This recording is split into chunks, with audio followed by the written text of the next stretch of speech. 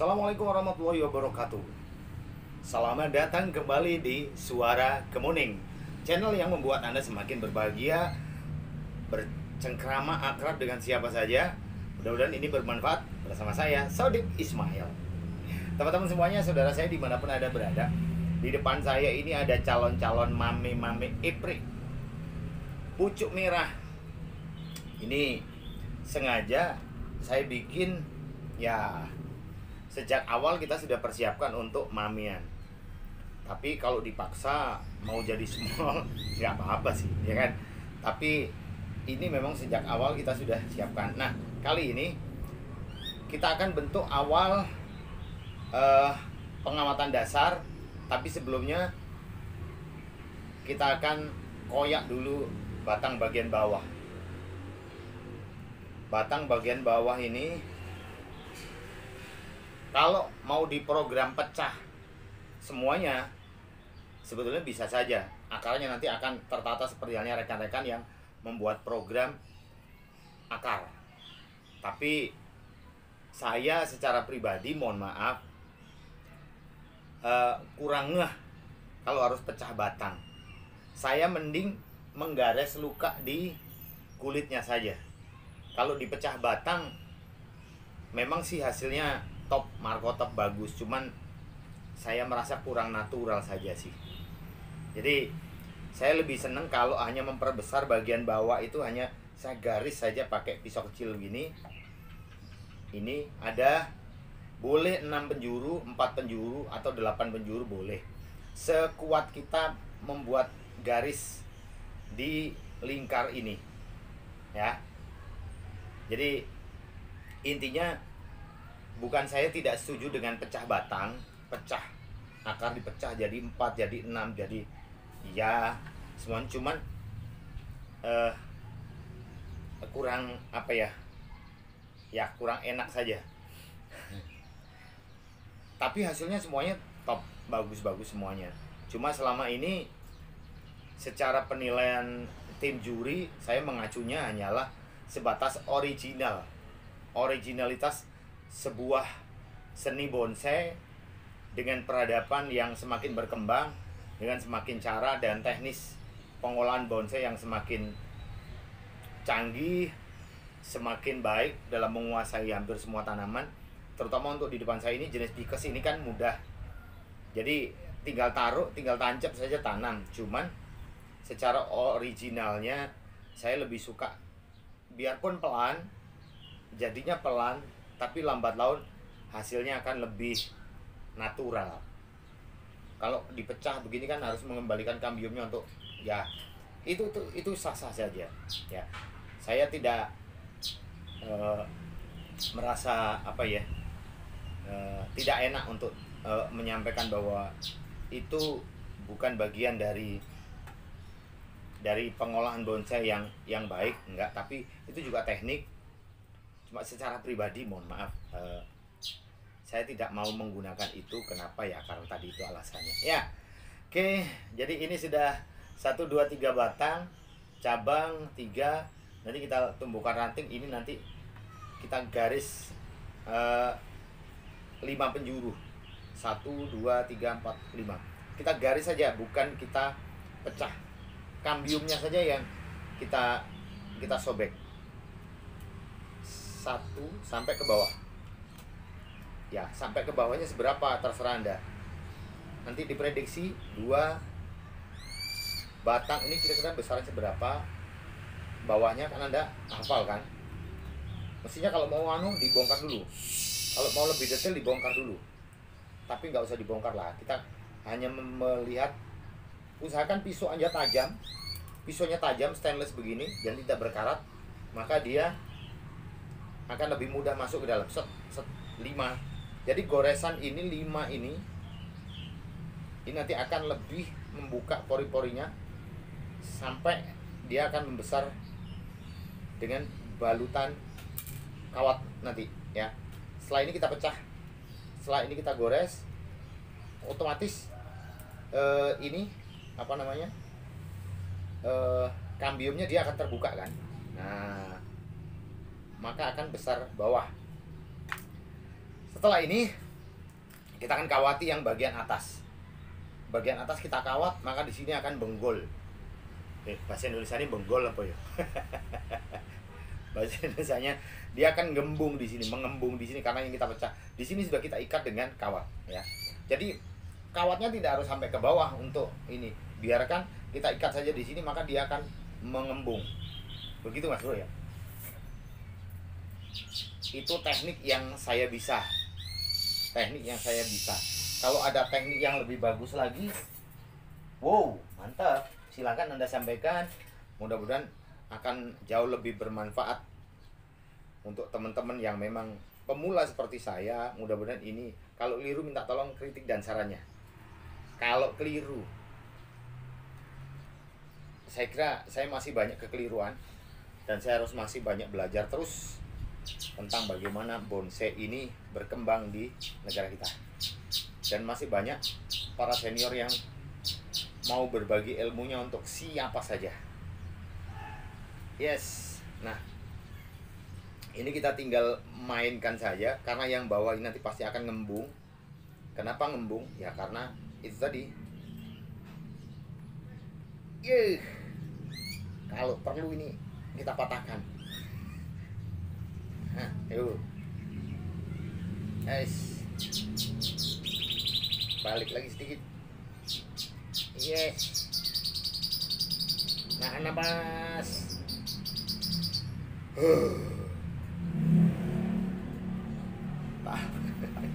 Ditahan. Napasnya ditahan ya. Diutir.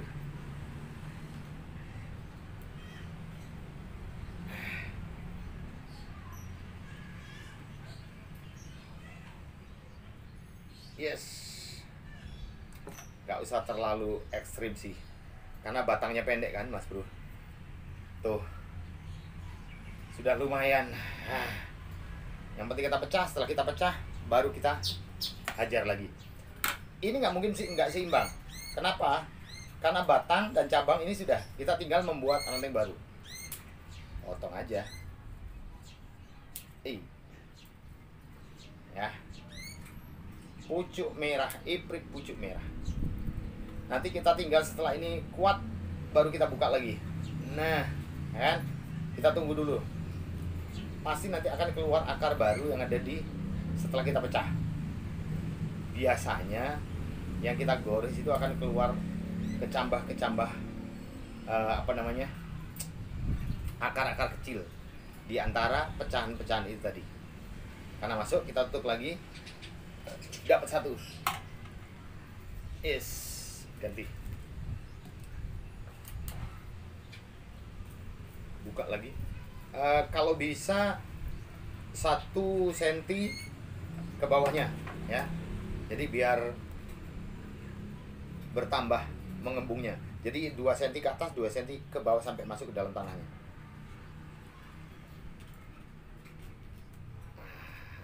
Ayo, 1 2. Usahakan rata ya. Usahakan rata dalam menggoresnya. 3. Aduh. Hati-hati tangan. Soalnya biasanya akan bereset tangannya. Ya Mas Bro ya. Tangan itu harus berhati-hati betul. Saya sering kali kena begini nih. Ya karena kecerobohan, karena kurang hati-hatinya, jadi tangannya kena pisau. Ais. 4 pas 5.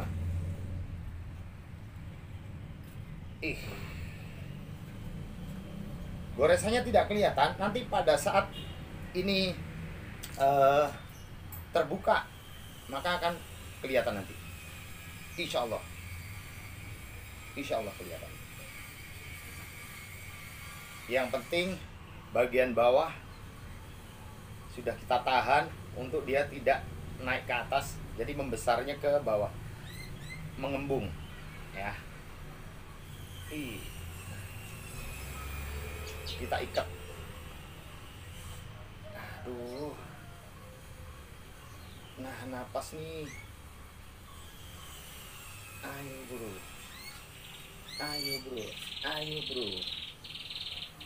Sudah segini dihajar saja. Kalau mau buat mame ya begini ini. Saya sukanya memang mame-mamean. Yes. Kalau pikes saya nggak seberapa khawatir. Kenapa? Karena dia mudah hidup. Kalau dibanding dengan tanaman-tanaman yang lain. Ih.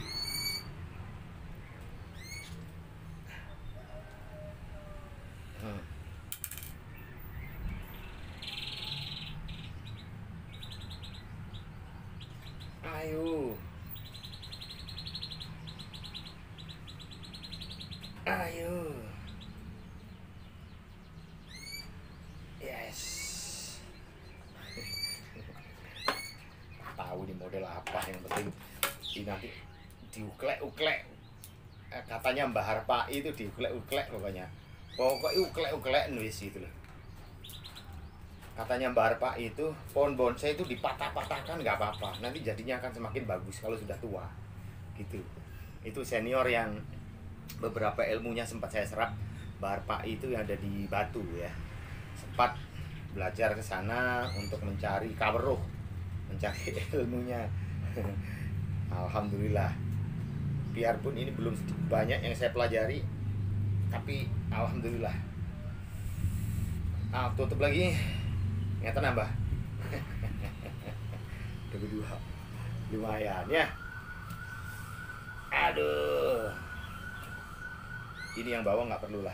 Yang bawah buat apa? Potong. Nah, ini badan masih lempeng-lempeng saja teman-teman. Badannya rata-rata lempeng-lempeng saja. Maka kita hajar ini. Kita gores ke bawah. Kalau dibongkar dulu, ininya bisa enggak bang? Boleh, dibongkar dulu boleh. Cuman saya daripada dibongkar, lebih riskan, mending begini saja. Kita langsung gores ke bawah, nancep ke bawah gini. Akarnya sebagian ada yang putus, ada yang enggak tahu kan. Tapi saya yakin ini enggak, karena masuknya ke dalam batangnya.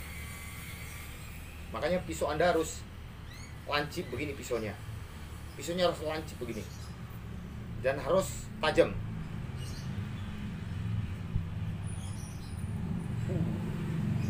Ayo. Pisaunya kalau nggak tajam, aduh, sudahlah. Jangan berharap Anda bisa mendapatkan hasil yang maksimal kalau pisau Anda nggak tajam. Ini sudah selesai kawat, teman-teman. Tuh, batangnya sudah begini. Tapi kalau mau dikawatin lagi boleh, nggak apa-apa. Tapi ini cukup lah.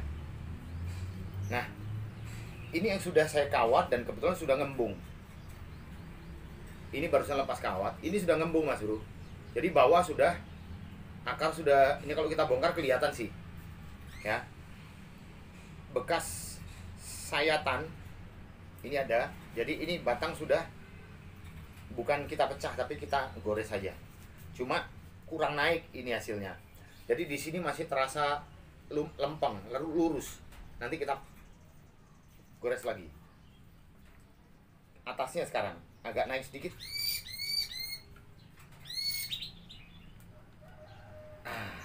Tuh.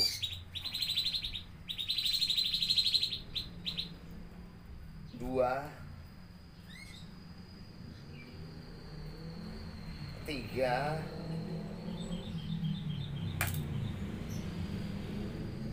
Empat. Ayo. Sampai ke atasnya. Is.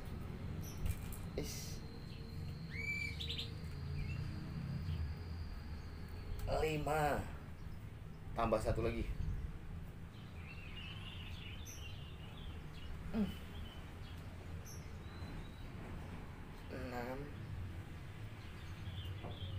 Nanti dia akan mengembung.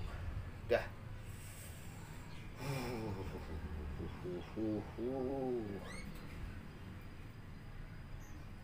Ayo.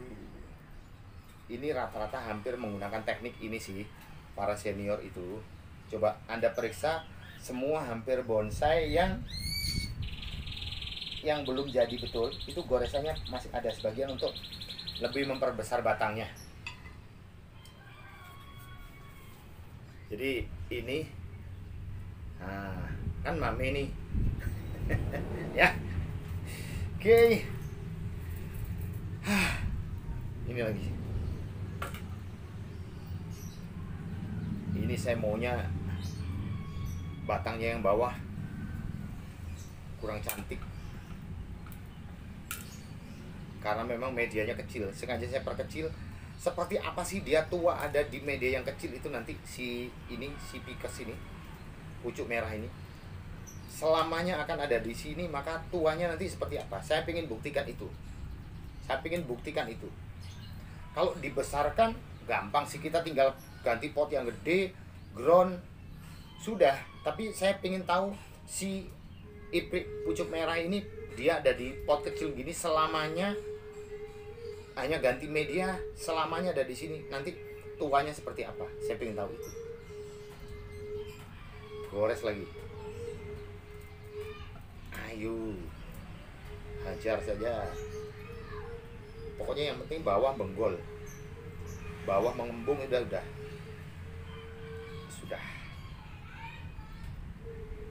Sudah apa namanya? Sudah paham teman-teman ya. Ayo, nggak mati bang. Yang penting kita berikhtiar, kita berusaha dulu. Perkara mati dan hidup nggak ikut punya. Itu bahasa putus asa itu namanya ya. Ya insya Allah kalau kita hanya menyayat saja, insya Allah enggak sih. Kalau hanya menyayat saja loh ya. Tapi kalau kita potong, ya biasanya kalau iprik itu tahan hidup kok. Dia mudah dalam kondisi apapun.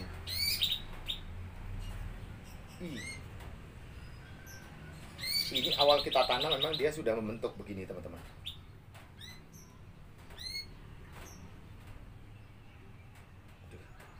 Kuat tangannya nggak kuat dulu.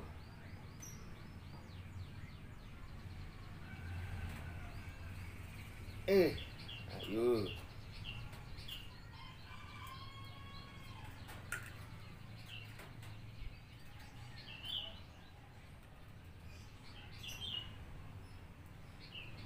Ayo. Nanti bikin gini deh. Kita bikin ada 3 batang, biarin aja. Pokoknya targetnya dia hanya besar, dia hanya tumbuh di sini, bukan di tempat lain. Selamanya dia akan ada di sini. Nanti saya akan review lagi ya. Oke. Teman-teman, dari hasil evaluasi saya terhadap ini, si iprik ini, Anda boleh memberikan kritik dan sarannya, para senior terutama. Ada yang ngerasani, bahasa Jawa ini ngerasani apa ya? Mengguncing. Itu bonsai baru gitu-gitu saja sudah diperlihatkan. Bukan apa-apa sih, maksudnya ini saya hanya ingin sebatas ya, semua aktivitas ini membuktikan bahwa saya tidak berdiam diri itu saja gitu. Tapi saya juga mengembangkan yang lain, dan saya ingin mencoba. Ini adalah bentuk belajar saya, sekolah saya dengan alam, dengan semua tanaman, tidak hanya dengan kemuning saja, tapi pembelajaran secara praktik. Dan ini tingkat kegagalannya seperti apa, maka orang belajar kan pasti ada gagalnya tuh. Saya pengen juga dari hasil kegagalan itu nanti saya menemukan apa yang saya peroleh dari kegagalan, maka saya akan mengambil hikmahnya, dan itu nanti bisa menjadi satu cerita yang menarik. Kenapa gagal? Maka disitulah tempat mengasah kembali lagi kenapa gagal, apa salahnya, ya kan? Kenapa tidak hidup? Kenapa kok mati? Maka itu akan menjadi ilmu yang kita bisa pelajari sebagai pengalaman. Karena nggak mungkin pemula sepertinya akan terus berhasil dan selalu berhasil, enggak. Gagal akan lebih banyak, dan itu resiko buat pemula. Itu yang penting tidak putus asa. Yang penting terus belajar dan belajar.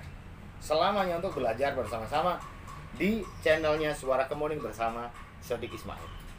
Mudah-mudahan Anda selalu diberikan kesehatan oleh Allah Subhanahu wa taala, diberikan rezeki yang banyak, lancar dan berkah. Selalu mendukung channel ini biar lebih berkembang dan bermanfaat untuk siapa saja. Sampai ketemu. Terima kasih. Inilah Suara Kemuning. Sampai jumpa.